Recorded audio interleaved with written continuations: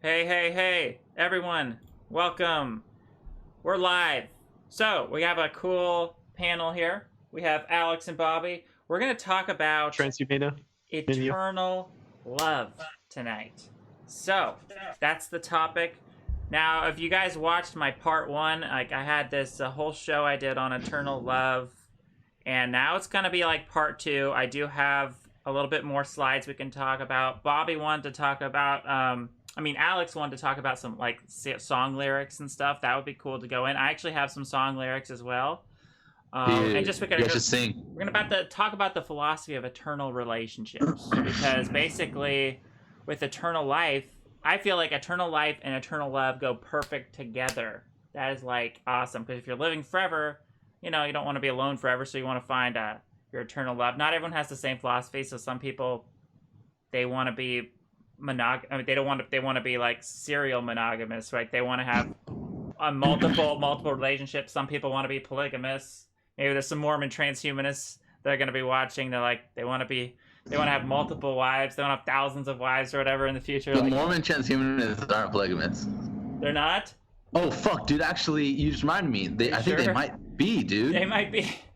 I think I remember talking to them and Right. like, Well, either way, it's Said illegal. something. It's illegal for you to technically engage in polygamous sort of Yeah. file Well, jointly. right with- now, but what if they're No, hoping? five- What if they're hoping to change the laws in the future where they can it's have not multiple wives? illegal. You just can't be. You can't wed polygamy, but you can have sex with a bunch of people at the same time. Orgies, dude. Right. So I mean, personally, that's not something I'm into. I just want to find one eternal love, and be with her forever. What is your guys' stance on that? You guys Well, do you want to find support? one person? Do you support people doing polygamy though and serial monogamy? I mean, I wouldn't make it illegal. I want them to have the right to do it, but I wouldn't personally support that because I think what's ideal is to find one person. I think what human beings are like the ultimate penguins. We should just be like, we just mate for life. I think that's the best idea. Personally, I think it's the safest. I think it is the most conducive to living forever. Because think about this. I can make arguments because the more, really getting to know someone, you get to know one person, and that's a huge investment, right? So it's a kind of a danger actually to think about it. Like every new relationship is a potential danger. How much risks and unknown question marks and variables does adding a new relationship into your life do? Right? It adds a big unknown and risk. So imagine like you're basically increasing your chances of death by thinking you're going to get in a next relationship and a next one and a next one and a next one because you're opening up doors to unknown question marks of what is that relationship going to do? Like it could potentially kill you. There's not just the physical risks of STD, but when you invite a new person that deeply into your life, you're attaching yourself not only to that person, but all their intimate relationships and past partners that might get jealous and just massive amounts of essentially unknown variables that might result in your death. I think it's much safer to just find one person. Like, love is dangerous. Love is risky. So why not just minimize the risk by just finding one person to be with forever, and there you go. And if You want a virgin also? that is ideal, that is definitely ideal. So, do you guys want to lay out the agenda for today? What we're going to be discussing for the people in the comments watching? I think we're going to get to some of the philosophy of love, which we'll discuss first. Mhm. Then we'll get to maybe some examples of this in the media, perhaps song lyrics, and then we'll sort of segue into maybe the manosphere and the womanosphere, like MGTOW, PUAs, and incels and feminists and whatnot. Dude, Talk about that a bit, that's and so we'll talk about some sexist. relationship. Talk about some transhumanist technologies that could perhaps enhance your relationships, or perhaps Yes. heal some of the gender divide. So, Yeah, You guys wanna- when I was talking with Alex, you were bringing up the idea of like creating an ultra empathy by entering into like an empathy simulation where you'll know kind of where your partner is coming from, so there wouldn't be this conflict and breakdown of communication, right? Where technology will Yeah. allow us to really deeply know our partners intimately, so we actually can empathize with them and not have this total destruction that happens. yeah. So we could start with what is eternal love? If you could pull this up on your Google Images, type in the four loves Hey, Alex, you might want to scoot over a little bit to the right. You're not perfectly centered. here. No, you're right. That's better. Yeah, you're perfect. Yeah. So go to Google Images and type in the four loves, And Okay. we want to get some sort of a Venn diagram on here for our viewers. Mm-hmm. So essentially, we start out with Plato. Plato was the student of Socrates and also the teacher of Aristotle. The who four later became loves. his- Is this a what diagram am I supposed to be looking at? So there should be 4 types of love: storge, eros, philia, and yeah, agape. yeah. I found Yes. it. So Okay. Plato had this idea that there's different kinds of love, and they sort of come together to form the eternal love, what we call platonic love. So platonic love is when you're not just like fucking your girlfriend because she's hot or because you want something from her.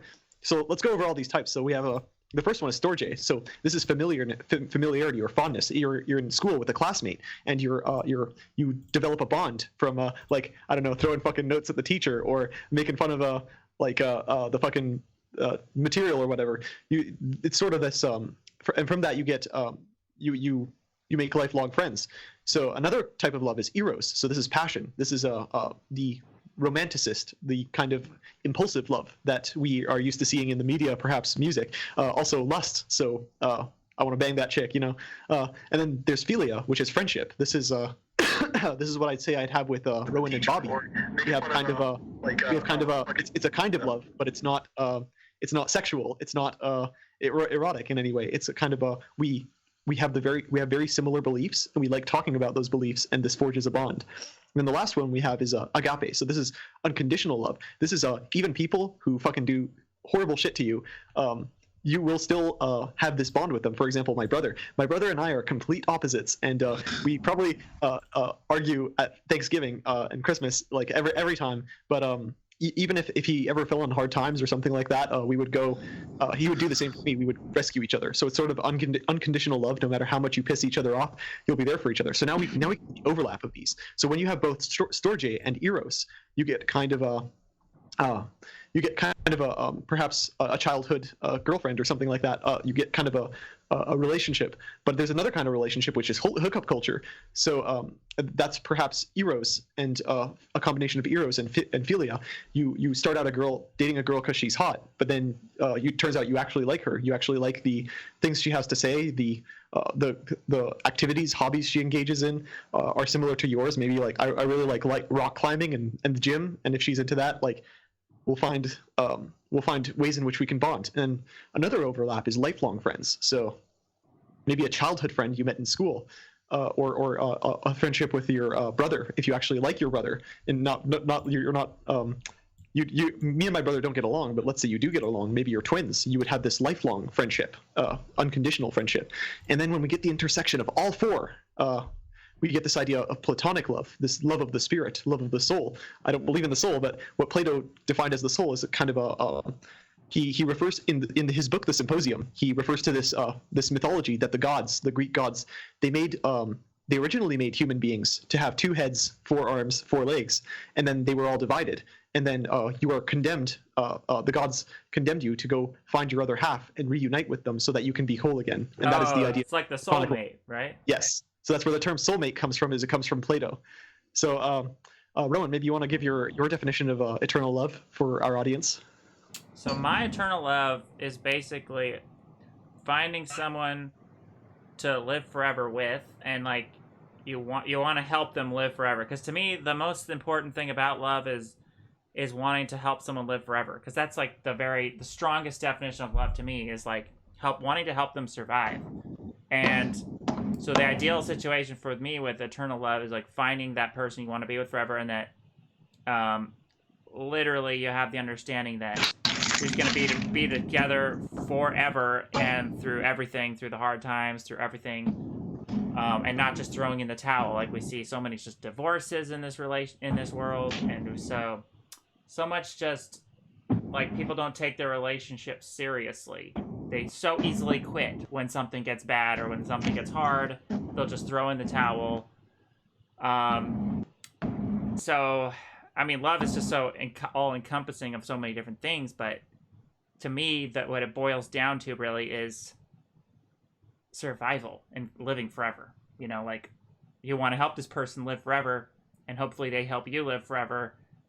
And I think that it could be potentially important to find your eternal love in order to live forever. Like, there could be some part of it with survival So Rowan's got an interesting segue here to the idea of chemical love. So there's actually your hormones and your mind. They're not separate. The mind and body are not separate. They're very interconnected. So especially your endocrine system, which governs hormones such as governs hormones such as oxytocin and vasopressin. So oxytocin, that's the bonding hormone after you fuck.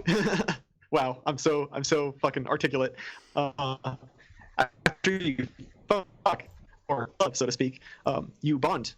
With some people, you will have this oxytocin release, and that's why some people, like I'd say from in experience from past relationships, they don't like you leaving if they actually want to bond you with you in that way. They don't want you to just get up and go. So the oxytocin is what you get when it's more than a one night stand. Then there's another hormone, and we've done studies on this. It's a hormone called vasopressin. So we've done studies on voles, and essentially these voles, they have a different chemical profile than beings with like polygamous relationships and hookup culture. These voles have extremely high levels of vasopressin, and we see this in species that mate for life, like wolves and other smaller mammals that essentially bond with one other being and then forever never engage in other relationships again. And I think there's a chemical component to what Roman's talking about, and this also relates to our health. So we get to incels, and incels are usually dismissed as this kind of just pathetic people we should hate because dude, sex is just a luxury. It's like something like not just sex but relationships. This is just a fucking luxury that you are not entitled to or whatever, and you're just being a butthurt that you're not getting laid. I think the incels do have some kind of a justification for their anger, so to speak, that they're not getting these two vital hormones that are essential for our health. So there's actually been some studies done on what a lack of oxytocin, a lack of human relationships, can do to your mental health as well as your physical health. It's perhaps we might call inceldom. One day we might call it inceldom, the new smoking, because it'll be just as bad for you as perhaps sitting. In terms of stress, you'll get these cortisol levels. You'll deplete your cortisol levels, and you're gonna need those cortisol levels later in life for when your body really starts taking on that stress of aging. You want your cortisol to be able to help you, and if you deplete it all, if you misregulate, if you create these imbalances in your endocrine system, you won't be as primed to handle aging as you would if you were engaged in loving relationships. So now we could get to this topic of misogyny, so feminist theory, so and how different people have sort of addressed misogyny. So. And as well as misandry, sort of this repugnant hatred of the other sex because you're not getting any, so to speak. So I think we could see a couple of movements that have developed from this.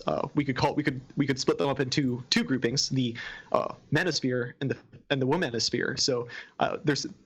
For the manosphere, we have these kind of incels we mentioned earlier. We also have MGTOW, and it's very important to differentiate between the two. Here's how I would define the difference. So incels are kind of addicted to these hormones. These hormones are addictive to them as drugs. But MGTOW is think of them as the rehab patients, the people who are like, I don't want this vasopressin, I don't want this oxytocin, I want to go into rehab to get rid of my dependence on these two hormones. And whether that works scientifically, we don't know yet. But it's very important that we recognize this distinction.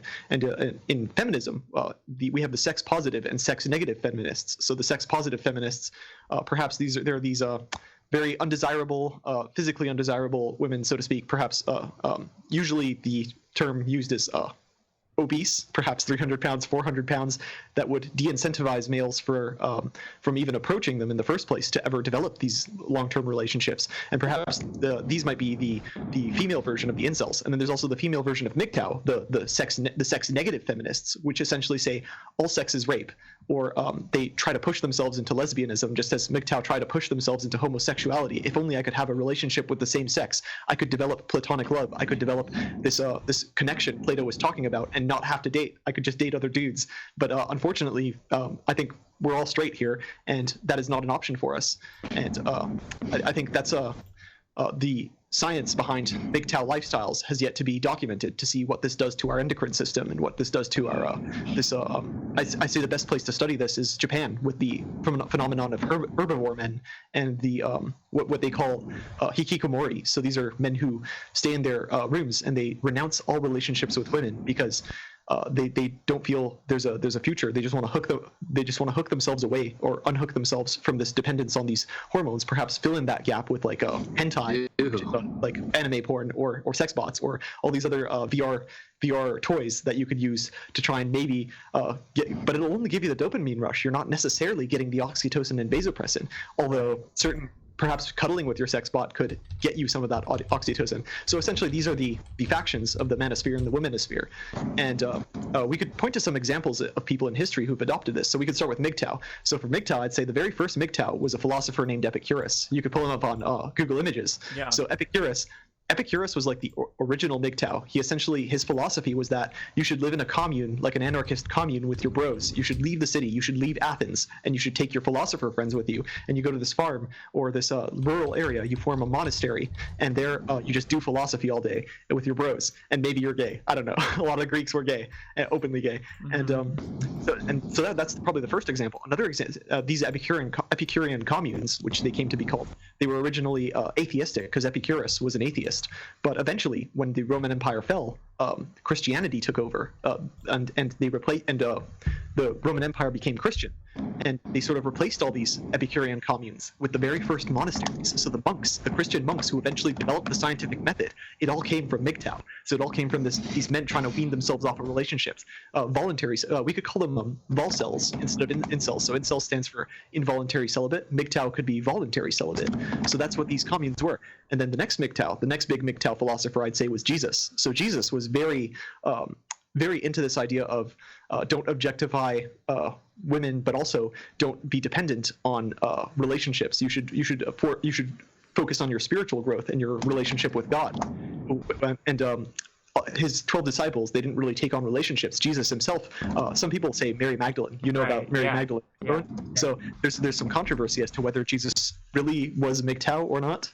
But most Christian scholars and theologians would agree that Jesus was in fact voluntarily celibate, and he detached himself from these relationships to pursue a higher purpose. And then we get to later philosophy like Nietzsche. So Nietzsche was at the actually we probably skipped over Isaac Newton. So he was a physicist. That guy died a virgin by choice. Isaac Newton accomplished a lot, like the laws of motion, the theory of optics. He accomplished so much in his life, and there were definitely women who wanted to fuck him, but he said, nah, I'm gonna focus on physics. So it's like that Rick and Morty quote, like, love is a chemical reaction that compels animals to breed, Morty. Break the cycle, focus on science. So that's essentially Isaac Newton was like the poster boy for that. And then we get to Nietzsche. So Nietzsche, well, he was probably super autistic too. Yeah, Nietzsche, I'd say he was less autistic. I say Nietzsche, he started out as an incel, but became a volcel. So he started out like he really fancied this woman named Lou Salome. So she was a female philosopher from Russia, and she engaged in a relationship with Nietzsche, but never fucked him. So he was kind of like the beta in the relationship. He was kind of the cuck or whatever, because they had a third friend by the name of Paul Ree, and Paul Ree was cucking Nietzsche with Lou Salome. So they were fucking, but Nietzsche was kind of like the third man, like the odd guy out.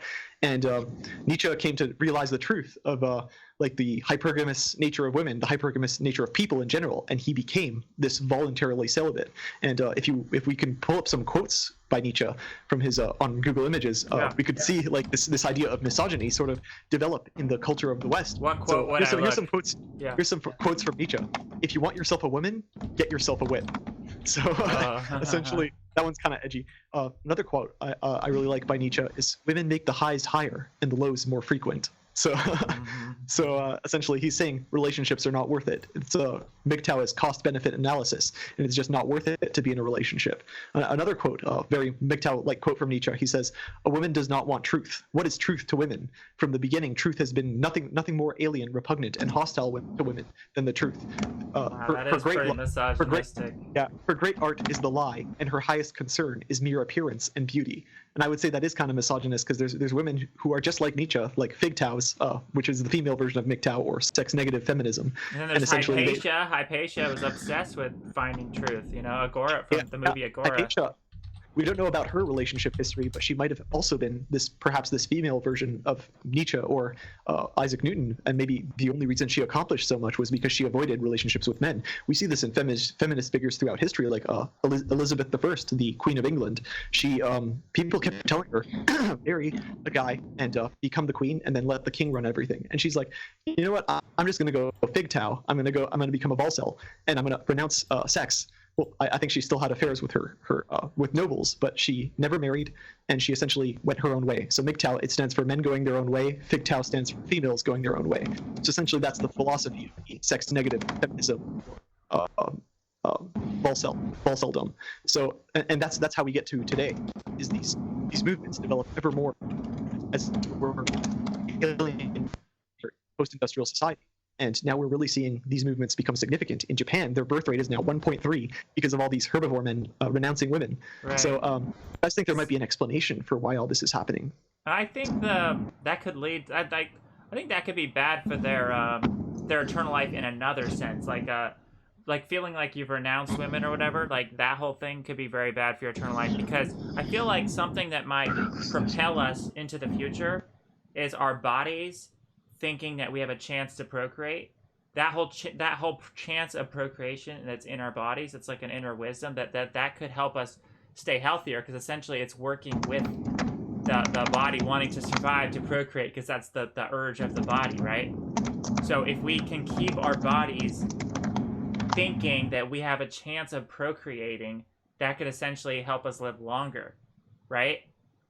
Do you think that that's something to that? Absolutely. Because there's something in nature where it's like once you've already procreated, it's almost like your body gets the sense of, oh, I don't need to be around anymore. I've procreated. But unless it's like there's like this connection between procreation and death. Have you guys seen that and you've noticed that connection? Yes. So Rowan's referring to a series of studies that led very controversial ones, in fact, that showed that especially in the blue zones, these areas where people live very long, it shows a correlation between eternal love and eternal life. But some of these correlations only show the eternal life correlation with women and not for men, while some show the correlation for both. And I think the reason might be is because men in these traditional blue zone societies have more of the stress of working and providing for the family, whereas the woman is perhaps less stressed in that regard. Do you think it could also be? They talk about some people talk about the benefits of semen retention. Do you think there's that they say like, okay, yes. You're like losing your life force if you're just constantly ejaculating all the time? Do you think that there's truth to that? So this goes back to the Chinese philosopher Lao Tzu, who I think was also a MGTOW, and he believed that your qi, your life force, escapes every time you jerk off. That's controversial, whether that was actually within the Tao Te Ching, which is his life's work, but various interpretations believe he like this Taoism has some MGTOW concepts. Lao Tzu was also very political. He was opposed to all these other philosophers like Kongzi, Han Feizi, and Mozi, which were statist, like sort of statesmen who were trying to help govern China during the Warring States period. But Lao Tzu, he just thought he had this idea called Wu Wei, and it means go with the flow. So if you can't get into a relationship, it doesn't matter. The Wu Wei means the universe should unfold the universe will unfold as it should, and you should go with the flow. If you're not in a relationship, you're not in a relationship. But perhaps you may get into one, and he's kind of a determinist in a way. He wants you to sort of let go of your stress to accomplish things. Just let things fall into your lap. Like when you're not trying to get women. I think that's very important. I think so, that is actually one of the most important things, because I feel like all these people that get into horrible relationships because they're forcing it and they're trying to do it because they're trying to do it before they die. So in a sense, they think they're going to die, and this leads them to like rush into a relationship, and then that makes the relationship die. It's like it's all connected. It's like because they think they're going to die, they end up rushing things. But imagine if you have this eternal perspective on love where you're thinking, look, I got all the time in the world. Like, I'll get my relationship eventually. Like, even if it's 1,000 years, even if it's 1,000,000 years, hey, I'll wait 1,000,000 years. Like, who cares? I got instead forever. of like like getting married around your 20s or 30s and having that pressure. It would change that whole social dynamic. Yeah. That which is actually relatively recent, right? That love has been changing quite a bit over the couple's last century, right? Because not only have we been increasing life expectancy, but enriching the environment and being able to communicate faster and like travel and stuff.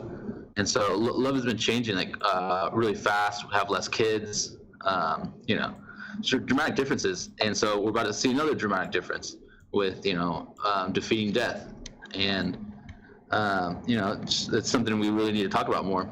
Yeah. Yeah. So we should really get into this idea of marriage and examine the genealogy of marriage. How before marriage we came do, to be I want and to why. ask your opinion before we do. We'll hold on to that thought. But have you guys heard that there's studies where the animals that procreate later in life, they live longer, and the animals that procreate earlier die sooner? Like it's Which almost species? like there's Which species are these? There's a connection between like the animals that procreate that way later in life, they end up living longer. So I'm not sure, but I just wanted to know if you guys knew anything about that. I do. It's something I need to study a lot more too. I haven't studied this phenomenon outside of humans, but yes, you are correct. If you look at the Steven Pinker's book Enlightenment Now, describes the ever increasing lifespan and how that's correlated with marriage at increasingly later rates and more rights for women. But giving women rights has also had negative consequences, such as the decline of birth rates. When you decline in birth rates, the rich open your borders and let in migrants to kind of this is the replacement theory of Guillaume Fayet and Alain de Benoist, and like the Kalergi plan and all this alt-right discourse about we should perhaps take away women's rights such that the birth rates return to normal, because it's really women's education that correlates with birth rates more than anything else. And I think that's a very controversial debate there. But what I really want to get into is how we came to be here. Where did marriage come from? So marriage, originally it started out as a paternity test. So there was no marriage for primitive humans. But once we started developing farms, men finally were like, hey, I don't have to go hunt and gather anymore. I can stay on my farm and raise my children like from one place. But how do I know they're my children? So I need to form a contract with the woman where I provide for her and the children. In exchange, I control her sexuality, and that ensures that my children are actually mine. So it's interesting how this idea of marriage, it existed before Christianity, by the way, before Judaism, before any of this. The ancient Babylonians had ideas of marriage, and even Gilgamesh, the oldest story in human history, you know, the Epic of Gilgamesh. Gilgamesh was kind of an asshole. He was like a king who kept cucking all his people. Like he's such an asshole. Yeah, he went from house to house, and he's like you know, like Lord's right of first night or whatever. And he before anyone ever got married, he's like, okay, I'm gonna fuck your girlfriend first, then you can fuck her. But yeah, so Gilgamesh was kind of he chopped all the trees down, dude. But we saw this idea of marriage develop long before Christianity. So this idea of the family is an older idea than we think, and it all goes back to the paternity test. But now we've injected chaos into this system, by which we developed two things. We developed the pill, and we developed women's education and women's rights. So three things actually. But what the pill allows is it allows women to not have it allows them to control their own reproduction, such that they don't have to they can live on the farm with the guy and still receive the benefits but not give any children. Perhaps they could take the pill whenever their beta provider husband conceives with her, and then not take the pill when Chad comes by, or the milkman or the mailman comes by while the beta provider is at work. So now we see this idea of the cock carousel, which is a term you might hear in the MGTOW worldview, whereby which because of the pill, women now are going to use men as beta providers, and that's what these Japanese men don't think is worth it anymore. That's why they're going away from marriage, is because why should I get a job? Why should I provide for my family if my family's just gonna if the woman's just gonna like cuck me and then take my shit and then divorce me and take more than half my shit and take my house? So this is where we see the decline of birth rates, and it all comes back to this invention of the pill. And I don't think we should ban the pill. I think we should come up with transhumanist technologies that could perhaps circumnavigate these spikes, these obstacles in gender relations. Yeah, wow, that's totally. What should we talk? We need another talking point. Oh yeah, sure. So here's what we can learn from MGTOW. There's a common quote that says, "Feminism didn't ruin women; it revealed them." And that's usually in a negative context. context, what they're referring to is what feminism did was it revealed the hypergamy instinct, and it exists in both men and women. In women, the hypergamy instinct means I'm going to get a higher status man, and by that she means either a man who has more friends, a better job, more money, or better looks, which and usually all four of those things are correlated. So that's what hypergamy is for women. For men, it's fertility and beauty and like youth, and those things are usually correlated as well. That's why men in their 30s and 40s seek women in their 20s, and this is where the concept of the wall. You ever heard the concept of the wall in MGTOW? The wall means if you pull up a graph, show sexual market value men and women on Google Images. Basically, what would eliminate hypergamy is a world with unlimited resources, because then being rich isn't, there's no like, I'm gonna swing to the next monkey branch that's richer, because everyone's rich essentially, and then a world where we all have perfect looks and we all look eternally youthful, because then there's no there's no going to the next girl that's hotter or whatever, because we all look essentially perfectly, beautiful, right? So that's solve that, right? That's one idea. You couldn't make Alex look any more beautiful. I was like, I was thinking, why aren't more MGTOW communists? Because communism would essentially, or utopian communism would get rid of scarcity. When you get rid of money, you get rid of status, you get rid of all these things. But here's the thing: when we look at communistic societies, we find the women becoming actually more hypergamous. Essentially, they devalue. If you don't have status or money, the women will say, "Okay, that's fine. I'll just fuck a guy with a better jawline or more muscles or whatever." And you can't have communism for that. You can't make everybody equally muscular or equally as good looking. So the hypergamy instinct, there's no political solution to solving the hypergamy instinct, especially for women, because communism doesn't make men prefer older women. They still want those women in their 20s, and once they hit the wall at 30, the men no longer want them. And that's the big problem in feminism, is that the feminists say, you should love me for my mind, and just because I'm too old to look fertile or beautiful, you don't want me anymore. And essentially, this is the female version of getting cucked. Is let's say a man is with a woman in her 20s and she gives them the best years of her life, and then he says, "I'm dumping you for a younger woman."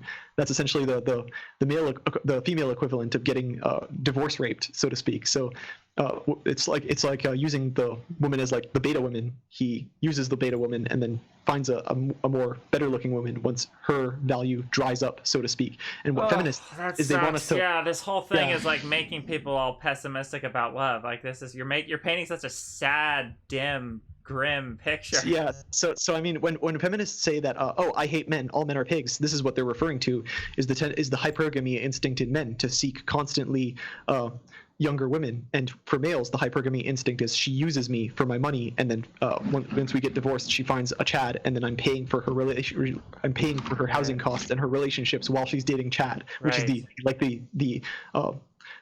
euphemism for an alpha male. Yeah, it's such a bleak picture, like the way MGTOW paints love and relationships. Yes. I just recently posted on Eternal Life Fan Club. I should show you guys this. It's insane. And then this guy posted this very bleak, like the most bleakest, like black-pilled MGTOW response to what I posted ever. Is just like, he's just like, oh, women are incapable of love. They love you for what you can give, and it's just like, what the heck? This is why I think there's a good, beautiful thing about just being indoctrinated by Disney movies, and they make fun of this in the MGTOW movement. They're like, oh, these guys get their idea of love from Disney movies. Like, that's like good. Like, we should go back to that. We should go back to getting our romance ideas from Disney movies, because that's isn't that the ideal? Isn't that something that we want to be? Isn't that something we want to be true? Why not make it true? Don't they have like a bunch of hidden pedophile messages in Disney movies? Yeah, you're talking about The Lion King, which spells sex, or Little Mermaid, which the priest's dick has like a boat. Dude. Isn't that also? What kind of love is that, Rowan? The genie says, the genie says, like, all good teenagers take off your clothes, right?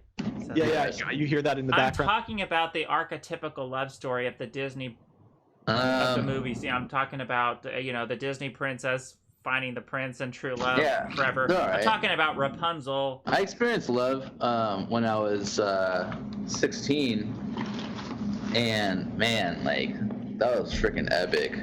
And like, I really don't feel like it was just, it likely was, but I really do feel like I experienced like a solid amount of love, like potentially true love. And it was just like so overwhelming. Like I didn't know how to deal with it. I was too immature for that, What which happened? is a shame. Did it not work out? Yeah, dude, I was just, I just totally effed it up, yeah, it freaking sucks. So, yeah, hopefully I'll meet her again a couple years from now when we're living forever. Yeah, So, there's. So, Bobby, do you think perhaps there's a political solution, an economic solution to resolve the differences between the sexes, such that perhaps do you think we should, if we ever had like full communism, full like post scarcity, no more money, no more status, no more rich CEOs banging all the chicks? Do you think instinct could evaporate? Dude, I'm trying to become a CEO soon, so I can be one of those guys for the next another decade. Yes, but here's what I'm saying is it's not exactly sustainable. No, just kidding. Look at Japan. Only 1% of people are actually having relationships, but the other 99% are locking themselves in the room and Damn, dude, that's lame. So yeah, dude, it's gonna be totally different. It's gonna be so epic. Imagine like, we're not gonna have jobs soon. Maybe like 10, 15 years from now, nobody will have a job. Complete automation. I want you guys to show I want to show you guys. Look on the screen, like I was talking about a grim picture being painted. I think Aubrey de Grey is guilty of painting the most horrible, grimmest picture of love ever. So funny. Like, obviously, I'm a fan of his about living forever and the beer and everything and healthy beer, but this is what he said. I'll read it to you guys in case you guys aren't watching the screen right now. Okay? Dude, he stopped being with his love just to be polygamous. Like Did he really? Yeah, dude, it was in his documentary. Which like he must have been really into polygamy, dude, to stop that. Because like I thought his wife was like really amazing. So Aubrey de Grey is actually one example of how sometimes you find that rare occasion where people transcend the hypergamy instinct. Aubrey de Grey is with a woman who's I think 20 years his senior or 30 years his senior, a woman who's significantly older than him, and he's sort of these very high IQ people can sort of transcend the hypergamy instinct. You see it in women too. There's women who are just so platonic. They're so connected with the idea of platonic love that they transcend the hypergamy instinct. But here's the thing. This is a unique situation, and most people are not capable of doing this. It's like the idea of enlightenment. Most people aren't capable of it. It's only a small number. What was I saying now before? Sorry, yeah, I totally interrupted you. What was I saying? I forget too. Try to think of it. So let's go back to this idea of communism. So wait. Before we do, let's talk about this quote of Aubrey de Grey. I want you guys' opinion on this. I mean, he's basically saying that monogamy is going to be completely gone in the future, and that he hopes it is. He said, I predict that monogamy's end is extremely nigh. And he says this is the greatest societal advance in the history of civilization. So he's acting like this is a good thing that monogamy is going away and that everyone's becoming these hedonistic, slutty, promiscuous, gross people. And I use that term slutty for both men and women. Like, it's not a sexist term with me. I believe men can be sluts. I believe women can be sluts. I'll judge them both. If they're a slut, it's like, that's disgusting. When I slut, I don't mean how you dress. I mean, like, being promiscuous and everything in this hookup culture. But yeah, you can be a slut. I'm cool with people being sluts. Just like be open about it, don't lie about it, and yeah, dude. I mean, it's just kind of a dumb thing to say. Like, I don't see why he thinks polygamy is like so much. It's like an innovation. All mammals do polygamy. Like, it's not like a big deal. I think it'd be sweet to find your one love, like Martine Rothblatt and Bina Rothblatt. That's really beautiful what they have, and they want to live with each other forever and like merge their minds and stuff. And let's get to this idea of polygamy. Wait a second, look at this before you go. Before I look at this, I just want to analyze this quote a little bit more and how absurd it is. Okay, he says it's basically. Okay, he says, on the presumption that all parties are taking appropriate precautions in relation to pregnancy and disease, sex is a recreational activity. He says he compares it to chess. He says it's like chess. He says either we start to resent our chess opponents in playing others, or we cease to resent the equivalent of sex. He's basically like, hey, if your wife or whatever wants to go have sex with someone else, it's like wanting to play chess with someone else. Like, you shouldn't complain. Like, that's it's like Yeah, it's totally. It's just Dude, absurd. dude. So if you kick it with Aubrey, is he gonna be like trying to get you to have sex with his wife? So I don't know. I think Aubrey's view of polygamy is it's not based on this hormonal theory that I've laid out. Aubrey, before there's oxytocin and before there's vasopressin, there's a neurotransmitter called dopamine, and dopamine is what regulates this feel good feeling from sex. And I think that's what Aubrey's talking about, is perhaps we'll one day have orgasm analogs, like drugs that simulate orgasms. Like, let's say I take a fucking pill or whatever, pop a pill, and then I have an orgasm. And I just keep, and we that fucking paper is really loud. What is that? I'll mute myself. Never mind. It's fine. You can. But anyway, what I'm trying to say here is, Aubrey, when he refers to sex becoming a useless commodity, so to speak, essentially he's saying sex will become post-scarcity because we'll have all this technology to simulate the dopamine, but you can't simulate the relationship. You will still want to have relationships, and I think maybe deep down inside, Aubrey is monogamous with his wife. Like he still feels that platonic love. Yeah. His He just convinced himself. He thinks lust will become post scarcity, but love would still, like platonic It's because love. we have so many stimuli around us convincing us to have sex with each other, and and like media and stuff. And so I think he just got convinced of that, and Yeah, so- he's becoming more famous, and more ladies are trying to go after him, and he just couldn't resist. Maybe.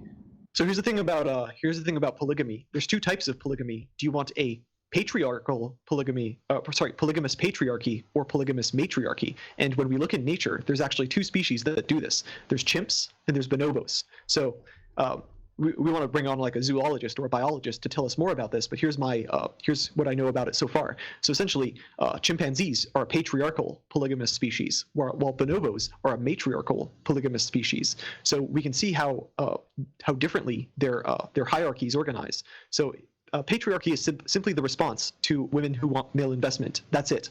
That's nothing else. That's what patriarchy is. There's no cabal of men controlling the government. There's no elite suppression there's no conspiracy to keep women down. All patriarchy is that I want if you want me to provide for you and your children, I have to control your sexuality. That's what patriarchy means. And essentially female primates said, hey guys, I'm pregnant, and while I'm pregnant or raising my children, I want to be able to provide for myself. So I need you to do it, and in exchange I will father your children and not Chad's children. So that was essentially the origin of patriarchy. Dude, it's infanticide. I will invest in you. I will protect you. I will provide for the children. In exchange, you will ensure my children are actually mine. So that's the arrangement, and it worked for thousands of years until all these technologies sort of threw this out of balance. And now we have to correct the balance such that the relationships can be reestablished, such that platonic love can be resurrected, and essentially.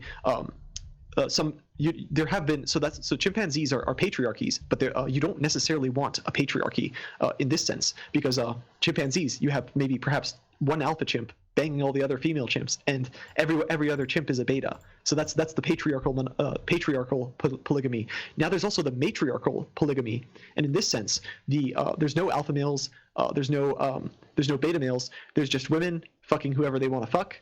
And there's no real hierarchies of dominance. So bonobos, they're like hippies, right? So if you think of chimpanzees as fascists, and think of bonobos as like hippie communists, right? This has different effects on how your civilization develops. And if you look in the past, all successful civilizations in history have been patriarchies, while there have been some matriarchies too. But do you know what happened to them? Usually, they decayed, they withered away, and they died out because. Isn't that like the Amazons? Yes, so there's tribes, there's lost tribes in the Amazon, there's lost tribes in Africa, and some of those are still matriarchies. But these matriarchies never develop because they're not able to protect themselves from predators or other tribes that would conquer their shit. For example, if you have a matriarchal civilization and there's no alpha males or beta males or alpha males that can organize the beta males into troops, you'll just get invaded, and then you'll be invaded by a patriarchy, and they'll take your matriarchy. They'll just kill all the men and fuck all the women. So can we talk about monogamy? We will. We'll get to that. So yeah, no, it's okay. So it's depressing, humans have become monogamous, but you have to look at our primate ancestors to see how monogamy I'll developed. Be back. Yeah, sure. So So essentially, the chimpanzees, they're very successful as a species. If you look all over Africa, chimps can survive in the most harshest of climates because you've always got this alpha male, and the beta males bend over for some pussy, and the alpha male can organize, and they all compete for dominance, so they become stronger. Have you seen a chimpanzee? They're fucking strong, dude. They'll rip your fucking arm off. I sound like Joe Rogan right now, but yeah, so that's chimpanzees. But bonobos, on the other hand, are almost dead. They're endangered. There's only one small spot in the Congo where they survived, and they only survived because they're walled off in a valley that protects them from predators. And there's plenty of resources within that valley, so the men don't have to compete. And this is how the bonobos developed the matriarchal polygamy, right? Whereas the chimps developed the patriarchal polygamy. So essentially, that's marriage was basically the OG paternity test. Right. So once we humans came along, we said, hey, we don't want the matriarchal polygamy or the patriarchal polygamy. We're going to have a patriarchal monogamy. So that's where we developed this idea of marriage, where we have the paternity test, and that was the origin of the family structure. So when you hear like postmodernists say the family is an illusion, they're kind of right, because the family was a social construct, but it's a social construct that allowed civilization to develop. Mm-hmm. Otherwise, we'd just be bonobos, or we'd either be the chimps who are constantly competing to be the alpha male and killing each other, or we'd be the bonobos where we're completely helpless. The predators will kill us, and the only place we can survive is a walled-off valley where the predators can't get us, and there's plenty of food. So, I mean, if we're going to reintroduce polygamy into society. What feminism's solution has been to this neo-polygamy was to just tax men more, but this isn't going to work, because believe it or not, we men will find loopholes for this taxation. We're very good at finding loopholes. So even if you close the loopholes, we'll just spend less time at work and doing more things you can't tax, like going to the gym. So this is going to lead to a collapse of civilization. Like, what are you going to do? You're going to make me pay taxes on my gains at the gym? Good luck with that, bitch. I mean, The only way you're getting any real investment is if you reintroduce this platonic love between men and women, this eternal love that you're talking about, and we need to find a technological way to do this. In some sense, I can see the bright side to all of this. Okay, the golden pot at the end of the rainbow is that in such a clown world with all this hookup culture and crap, it kind of vets. It's a vetting system, because it's essentially having all these people fail their tests by they're self-selecting themselves out, because I get to see now who are the gross people, who are the girls that are just hooking up with all these guys, who they're putting themselves out of the pot, so I don't have to deal with them anymore. They're making my selection of women. Bobby, you're making a bunch of noise. It's annoying. I'll mute myself. Sure.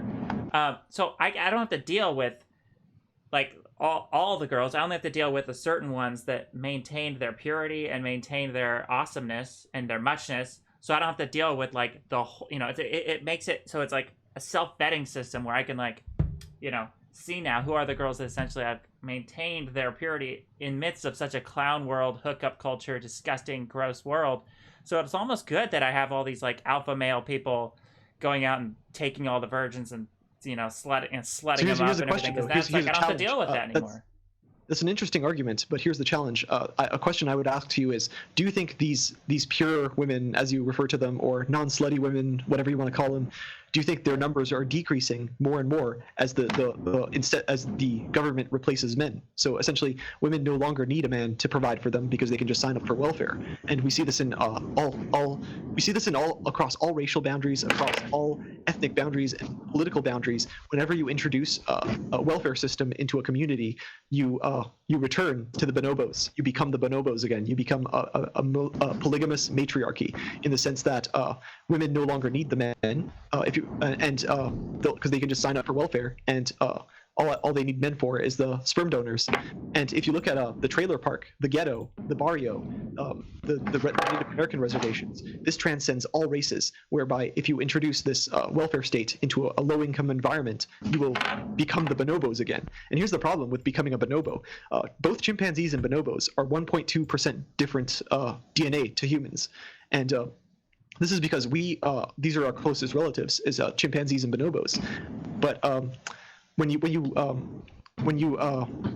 bonobos are encountered by predators, these men won't invest their resources to protect the women. And over time, with evolution, they'll become weaker and weaker and weaker. And the only reason they've survived is because they live in a small part of the Congo with a river that provides for everybody, and there's no predators, and the men are no longer necessary. So you have a geological, a natural welfare system that was created for the bonobos that made them weaker evolutionarily. So all the bonobos outside this zone died off because polygamous matriarchies aren't sustainable. Polygamous patriarchies are horrible to live in, but they at least they are sustainable in that sense. So that's why the chimpanzees aren't dying out, but the bonobos are. Wow. So it depends on this polygamy, what it's going to do to our society.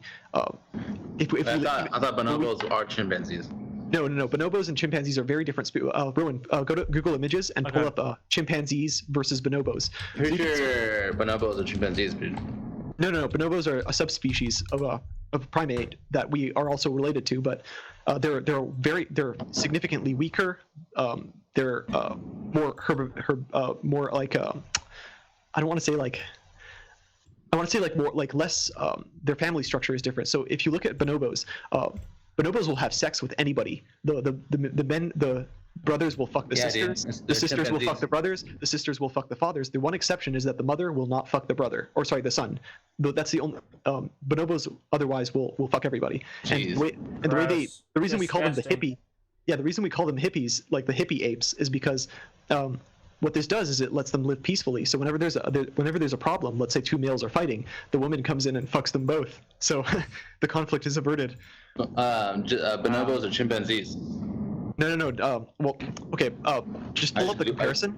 I just googled it. I did. I showed up. Yes. Well, we're talking about subspecies here, and because I'm talking about like what evolution will do to you over time if all the women's needs are provided for. So if you look at the build, the chimpanzees are stronger. They're like bigger apes. If you go into single combat, a bonobo versus a chimpanzee, the chimpanzee will kick your fucking ass, dude. They're like, God, I sound like Joe Rogan again. But essentially, what we're seeing is a bonobo society developing in humans. And if you pull up that graph between pull up the graph for like poverty and the welfare state, you'll see that an interesting thing happened in the 1920s with women's suffrage, and because that's when the welfare state happened. There was no such thing as a welfare state in the Western world before the 1920s. The moment you got women's suffrage, they voted in the welfare state. They voted themselves the money, and ever since then, you've seen the decline of relationships happen in society. And essentially, the source of this is that the women have their needs provided for because they voted themselves those needs. So the first state to give women rights was Wyoming, and the reason they did that was because in Wyoming there was back in the days, the cowboy days, there was only men there. It was a state full of men, and there was no what you got there, Bobby? Yeah, what was that? EGCG. Oh, nice. Dude, honestly, man, so I take this every other day, and dude, I feel an augmentation in my mind. Damn. Like with intelligence, with clarity, with memory, and dude, like I might start taking this every day, because this was the mimetic that the AI found of rapamycin, which means, rapamycin is pretty robust. So, dude, and there's life extension studies in mice. So, dude, let's make beer. Nice. Yeah. Wait. So where was that? Oh, right, Wyoming. So Wyoming was the first state to grant women rights because they wanted women to move there. So they're like, hey, we'll give you equal voting rights, so that we don't just have this state of all men, because Wyoming, it was something like 99% men, and you're like, okay, we need some bitches here, we need some women up here because I need to get laid. So essentially, these like simps, like these beta men, voted themselves got the women in, and that's how women's rights started. The first country to grant women rights was New Zealand, and that was in something like 1910. So between 1910 and 1930, all the Western countries gave women rights, and immediately after, you got the welfare state. And this is where we get into the difference between So that essentially we just described what patriarchy is. Now let's describe the difference between monogamous patriarchy and polygamous patriarchy. So we humans are closer to the chimps than we are to the bonobos in our social structure. We have alpha males and beta males. We don't fuck our sisters. Dude, we don't fuck our brothers. No, bonobos are the closest. No, chimps are the closest. It's something. Bonobos are chimps, bro. You can Google it. I swear to God. And no, I mean, when you sequence the DNA of bonobos versus chimps. No, you're talking about gorillas. Gorillas are farther from us, but if you sequence. Oh no, I'm not talking about gorillas. If you sequence gorillas' DNAs, they're actually closer than chimpanzees and bonobos. No. But what I'm talking about is the subspecies. So I'm talking about the species outside of this small region in the Congo.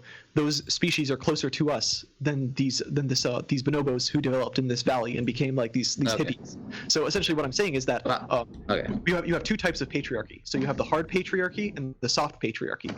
So the hard patriarchy, that's like Mad Max, right? You got Immortan Joe, and you've seen Mad Max, right? You got Immortan Joe. He's like the alpha male, and he's got all the hot girls. And everybody else is a beta. Everyone else is a virgin. Mm-hmm. So that's the hard patriarchy, and that's when you have a polygamous patriarchy. Now the monogamous patriarchy, that's more like the family of the 1950s. That's what Rowan wants. He wants he wants us to go back to the family structure. That's a soft patriarchy. That's when the men are not rapists. They're not going to create these harems. And that's essentially, I think, what Rowan wants. And to get back to that, you need this reintroduction. Well, Rowan doesn't necessarily want kids, right? You just want to have he wants love. He wants the relationship structure. I potentially want to have kids, and I think it's important to tell your body that you could potentially have kids one day in the future, or else your body might give up on living. Essentially. Yes. Yeah. I feel like it's the mind. Mothers live there's a longer. connection between our mind and what we think is possible for ourselves. And that, and if you don't have the right mindset, it might lead to your death, basically. Yeah, I can explain that. It's I think Emal's suicide or whatever. Emal Dirk something. And it's in sociology. And so when you there's like it's like two-dimensional, and the one dimension is if you have too much social need. Like you have something to live for, pretty much, like stuff that needs you, right? Like children and your job. But if you have too much of that, right? You have too many children, and it's too overbearing, then that could lead to suicide. Which really, I think it's more of it shouldn't be necessarily for suicide only. It should be even for like depression and stuff or whatever. And then and so that's why you see it's like Black Widows might commit suicide, or so yeah, it can go both ways. Like you have too many children, or they're too overbearing, or you don't have enough, right? But then also when you have children, the mothers live longer, all the way up till the 12th child. Anything after 12, they stop living longer than women who don't have children. Wow. See, I didn't know that. For women, having children is going to extend their life. See, that's huge information, Bobby. Yeah. You just There's some Blue Zone studies on that. There's some Blue Zone studies. And so one of the reasons for that is... So what if there's something like that for men, though? Like, what if... so it's called... What if a man having children makes them live longer?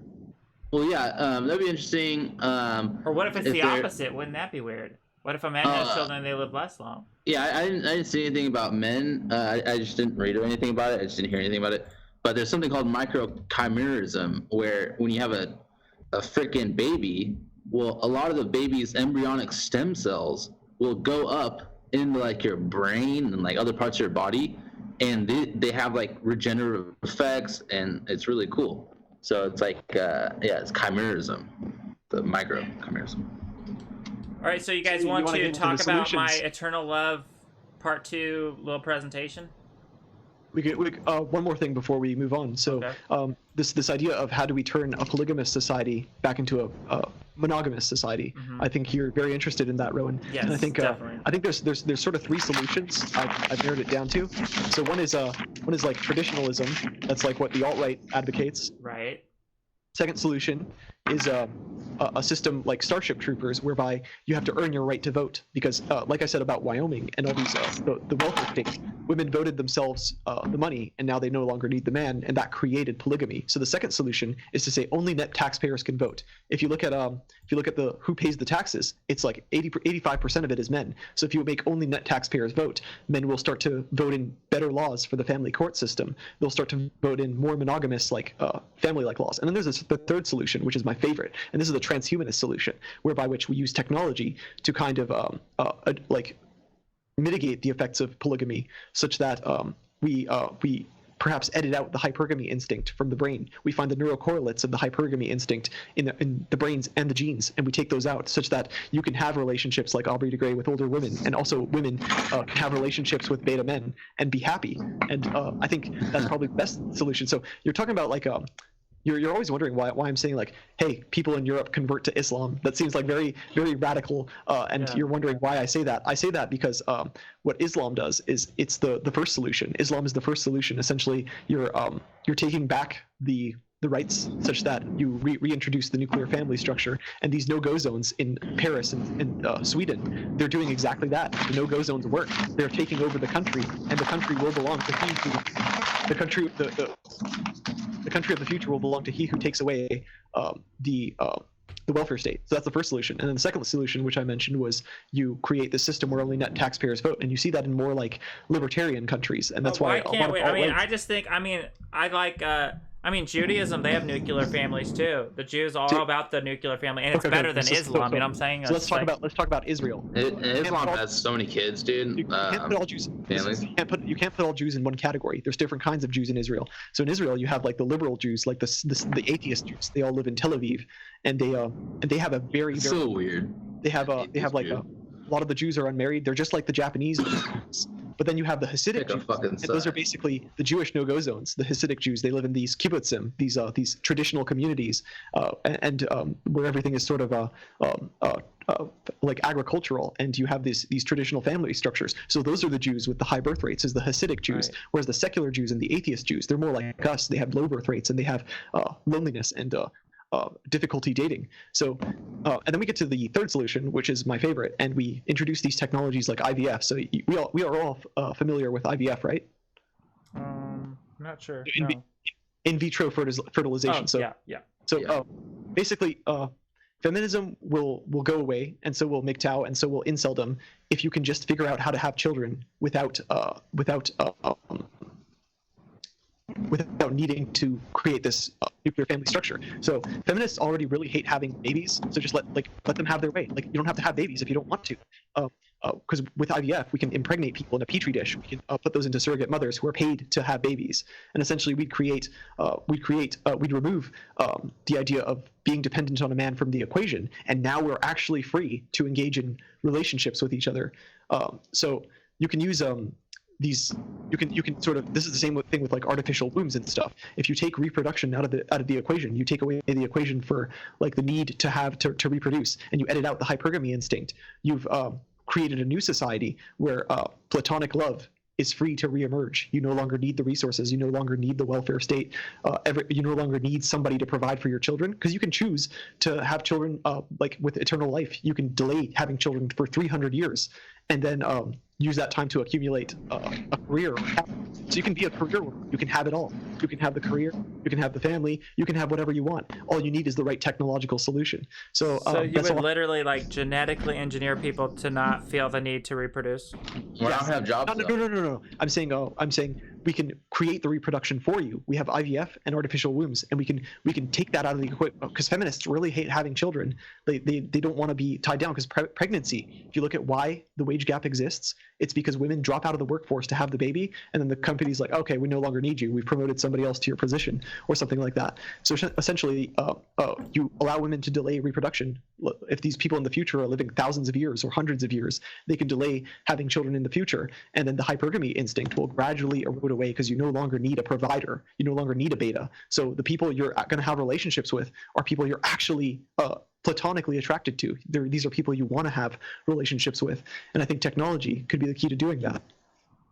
Wow. Oh, dude, do you want to invite some people to the live stream? Like, we can just kick it for a while, maybe, and then we can... No, Rowan wanted to do a presentation, so we can get on we could do that on another... Well, actually, this stream, I mean, we might do another talk on Eternal Love. I think I should save my presentation for then, because this stream maybe is... No, let's save it.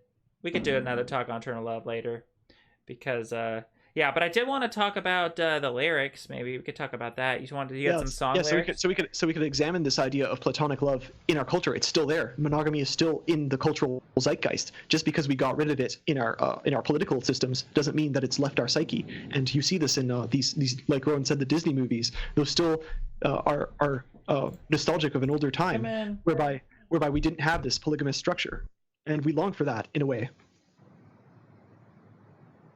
So in summary, the incels, the MGTOW, the feminists, female incels, we all have one common goal, and this common goal is to sort of automate reproduction so that we can be free to engage in platonic relationships, take the hypergamy instinct out of the brain, take it out of the genes, and then we are free, truly free to choose who we want to be with. Do you think anyone's gonna go on their own and just be a lone ranger for freaking thousands of years? Yeah. I mean, MGTOWs, some of them aren't abandoning women because they don't want millions of years. But honestly, I don't like to talk too much about like hypotheticals. I like to try to stick to like what the future's gonna be, and then frame the conversation around that. Yes. Like for example, like we're not gonna have jobs in the future. Like 15 years from now, we're all not gonna have jobs. There's every study is saying that, and there's a good amount of studies, and so that's gonna be really cool, right? In the context of love, because just imagine imagine not having to do the routine we do, right? Where Yes. you get up in the morning, like had to go to work and like whatever you're doing research, you can just fucking go out and walk, dude, wherever. Like you don't have to worry about your health. You're gonna be living forever, and dude, you can just start walking, dude, and wherever you go, you know. That'd be awesome. Fucking party, bro. It's gonna be so epic. It's gonna be epic. All right, well, we should wrap this up. It's getting late here.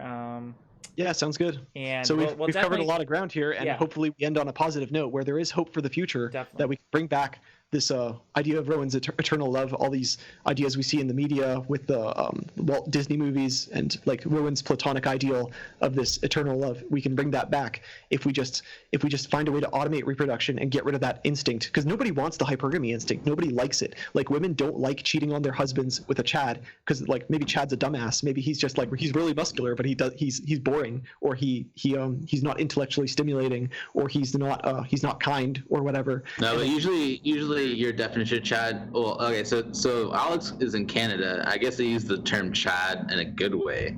Yeah, Or so I'd say Chad is the ideal. But in California, Chad is like a loser, pretty much. And Well, yeah. So what I'm talking about is, that's what. But usually people who are like girls that will cheat on a dude, it's because the dude is really social. It's because he might probably he has like more time to be social. He just he has some lame like 9-to-5 job that gets him enough money to have a cool car, but he doesn't work hard and blah blah blah. He's not very intelligent, but he's good enough to be with his words. He's practiced enough to where he can pull women now. Yeah, so what I'm trying to say is women don't want the hypergamy instinct. They don't want to be with like this surf bum just because he's hot. And I'd say the same goes for me. I've actually destroyed my life several times. I've actually cheated on people, and cheated on people I don't even cheated on people that I did like with people I didn't like, and that's been devastating to my life. And I think I don't believe in free will. I believe in determinism. Essentially, our genes and our neurons are forcing us to do things that are against our interest, and that's the definition of a demon in religion. If you look at a demon, is that which possesses you and gets you to act against your interests. So I think of the hypergamy instinct like a demon that we must attack with technology, such that we can be good people again. We can have fulfilling relationships. And I don't want to cheat on my girlfriend with somebody just because I can't control my fucking hypergamy instinct, just because she's younger or more facially aesthetic, but probably fucking boring. I'm gonna tell my exes that. We need to cast out that demon. Cast out that hypergamy demon, man. Yes. So let's wrap this up. We'll definitely have a lot more talks on eternal love. Sure. Love is a battlefield. Eternal love is a battlefield, and we have all kinds of landmines. We're gonna have to figure out how to, we'll do that. We'll figure it out. And thank you guys for having this wonderful talk. We'll do it more in the future. Dude, I'm making this life extension beer happen, man, whether you guys help out or not, and I'm gonna make fucking millions, dude. Keep on talking about this before you've done it. Someone's gonna steal your idea. Be careful. Yeah. Don't talk about this on the live I stream, hope they Bobby. steal it, as long as they don't hinder it.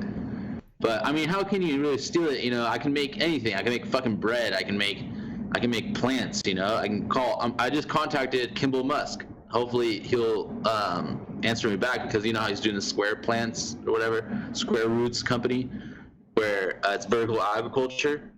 Fucking grow, put some life extension supplements inside the soil. Yeah, for sure. Fucking A. So I guess final thoughts. I don't know. Death to the Reaper, death to the hypergamy instinct. May you live forever. Wonderful. May you live forever, and may you find eternal love one day. That's it. Peace out, everyone. Good night. We off? Yeah, we're off. Nice. That was a decent stream.